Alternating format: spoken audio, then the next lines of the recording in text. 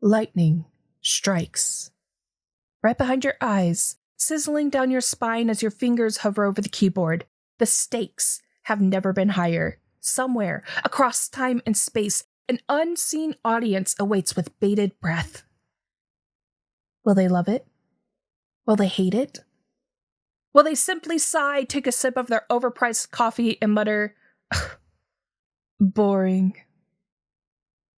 Your heart pounds. The keyboard taunts you. The blinking cursor is a countdown to destiny. You crack your knuckles and take a deep breath and prepare for battle. Oh my god, I've recorded this like 5 times and it's the same line that keeps tripping me up. Beta Rita. Welcome back to Rough Draft Saturdays on a Sunday, the most chaotic corner of creativity where we write first, question everything later, and laugh in the face of bad feedback. Buckle up because today we're tackling one of the biggest killers of creativity. I apologize that this video is coming out a day late. Yesterday, my brain was pure static. No thoughts, just the sound of a dial-up modem screeching into the void. Why? Because I had spent far too much time working on the storybible, which, by the way, is available. If you want to check it out, it is free to download in my Ko-fi. Link is in the description below. And if you're wondering, AJ, what the heck is a storybible? Let me break it down. It's not just a guide, it's your world's lifeline. This is a fill-in-the-blank tool that helps you keep everything organized. Character bios, lore, timelines, settings, and even those weird little notes like why a certain town has an annual goat race. Spoiler alert, it's dramatic! It keeps everything consistent, stops you from scrambling to remember if your protagonist's eyes are green or blue, and it makes sure your world actually makes sense from start to finish. Oh, and another fun thing before we jump back into the topic of today, I am going to start adding short stories to my Ko-fi just for fun. It's mostly going to be stuff from the challenges on Quick Tip Mondays, but also whatever chaotic nonsense spills out of my brain, because why not? Okay, let me set the scene. A few days ago, my friend came to me cautious because she had started writing again and she was scared. Scared that the words wouldn't be good enough. Scared that the ghost of some professor's bad feedback was still looming over her shoulder, whispering, boring, into her ear. And let me tell you, that wasn't feedback. That was someone's opinion dressed up like wisdom. And we're not here for that nonsense. And neither was she, because she was writing anyways, and that was real victory. Oh, and don't even get me started on the hypocrisy of some of these so-called experts. I had a professor once who hated personification, who would literally dock points if we used it, and yet, and this part still makes my blood boil, he taught Ray Bradbury, the man who can make a house mourn, who can make the wind whisper, who made entire plants feel alive. And yet somehow personification was a sin in this guy's class. Make it make sense.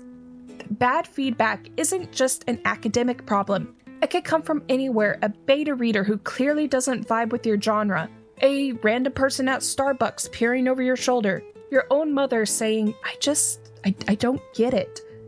And the worst part, if you let it get to you, if you let it sink in, it can make you want to stop writing altogether.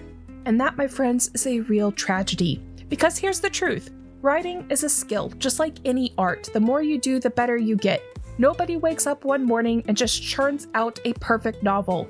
It takes work. It takes trial and error. It takes writing some truly awful sentences before you get to the good stuff.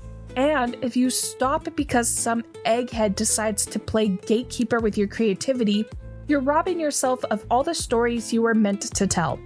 Now, let's talk about the difference between actual feedback and someone just raining on your parade for no reason. Real feedback is constructive.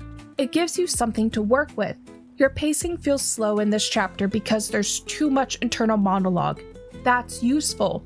Your protagonist's motivation isn't clear, and that makes it hard to connect with them. You can fix that. But boring? I just don't like it. This would be better if it was more like my writing style. No, that's not feedback, that's just noise. You can't do anything with that. We do not take writing advice from people who don't actually want to help us improve. So, What do we do when we get bad feedback? I have some options for you. Option 1. Print it out, take it outside, read it in a dramatic voice, preferably under a full moon, and then burn it as you chant, "I release thee from my creative soul."